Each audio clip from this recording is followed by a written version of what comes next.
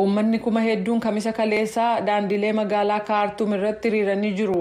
Kunis guutummaatti mootummaan siviilotaa akka ijaaramu gaafachuun akkasumas fonqolcha mootummaa baatii onkoloolessa keessa gaggeeffame balaaleffatan gabaasa ergame Tujubee dhiyeessa. Hiriirawwan kun kan gaggeessaman muummichi ministeeraa Abdallaa Hamdook hidhaadhaa gadhiisamanii gara aangootti akka deebi'an waliigalteen erga mallatteessamee booda.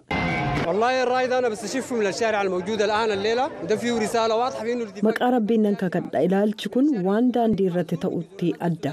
Waliigalteen kun waliigaltee siyaasaa qofaatti ta'e mormii daandii Sudaan irraa rakkoo bu'uuraa lammiiwwan Sudaanitti kan adda ba'e kaayyoo warraaqsa lammiiwwan Sudaan kan hin calaqqisiisneef kaayyoo dhiigi dhangala'eef ammallee Daarfur keessatti dhangala'aa jirutti adda jedhan.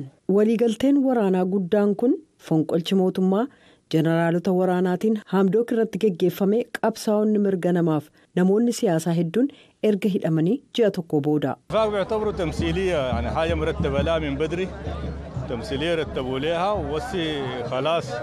Waliigalteen sun akka fakkeessaatti fudhatama. Kun yeroo dheeraadhaa qabee kan isaaniif qophaa'aa ture. Jeneraal Alburhaanii uummata isaan hin barbaadu. Hamdookiin garuu ni barbaadu. Kanaaf hidhamuun muummicha ministeeraa Abdallaa Hamdook waliigalteen tolfamee sana booda aangootti deebi'anii uummata biratti fudhatama akka argatan gochuuf jecha jedhan. Deeggartoonni Dimookiraasii Sudaaniif paartileen siyaasaa akka jedhanitti waliigalteen sun fedhii isaanii ka bulchiinsi siivilii guutummaan akka jiraatu gaafatu hin guunne. Sudaan bara 2019 qabee gaggeeffamaa akka ture mormii uummataa Umar al-Bashiriin aangoorraa akka bu'an dirqisiisee booda yeroo ce'umsaa rakkisaa keessa darbaa jirti. Al-Bashir kurna 3 waan ta'uuf Sudaaniin hoogganaa turan.